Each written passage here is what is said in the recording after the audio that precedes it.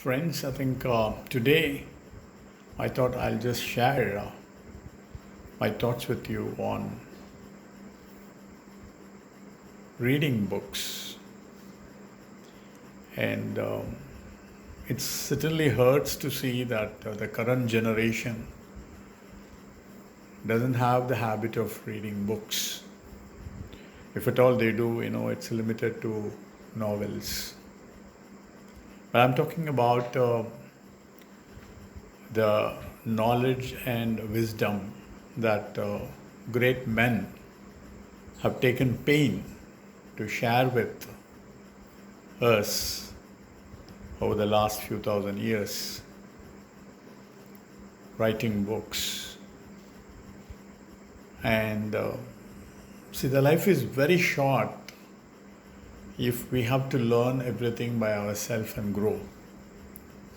So it's always better and intelligent to go through at least some of these books written by great men and try to pick up some very valuable lessons and guidance from them. So that will accelerate our growth and our well-being and ensure happiness. So I appeal to the youth to take two books, at least one good book a month. It is, the books have played a very, very important role in my life, particularly during my 20s and 30s. The sort of books I laid my hands to, the first and foremost is Swami Vivekananda's books, and then Paramahamsa's golden messages, and Swami Chidbhavananda's Bhagavad Gita. One of the excellent rendering of Bhagavad Gita is by this saint of Tamil Nadu who lived about 70, 80 years ago, right at Tirupayathurai near Trichy. So he has established an ashram also.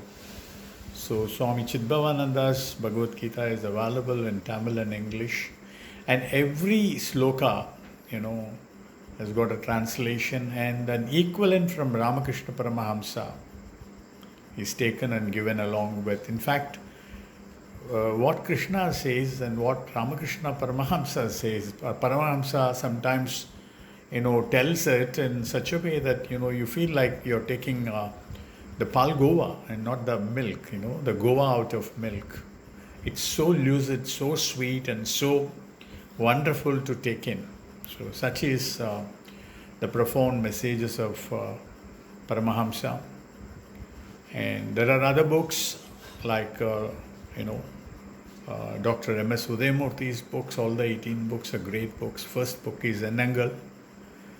And later on I became a close friend of him. These books brought me so close to him.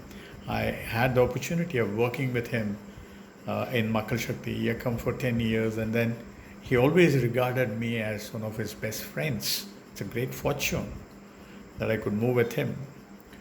And books like, Swami Rama's book on my days with Himalayan masters, and the biography of Yogi, and Who Will Cry When I Die by Robin Sharma. These are the books which made a profound impact in my life and shaped my life. So friends, I think don't miss this opportunity to learn from others. I'll tell you one Taraka mantra, which I happened to read in Paramahamsa, stayed with me and it's still guiding me in my life. There are many parables, he has told to communicate simple messages, but I can never forget this. It has become my life principle, I should say. He says, oh, you people, when you go to villages, you will always see the small boys and girls playing in the central open yard where, they catch hold of the pillar and then go around it, levitate. It's in Tamil, we call it as Tattamale.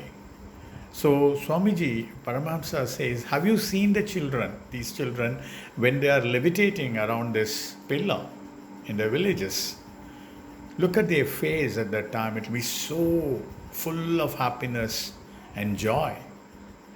Like that, he says, by giving a small story, an incident, he drives home a thought so deep, I have not forgotten it.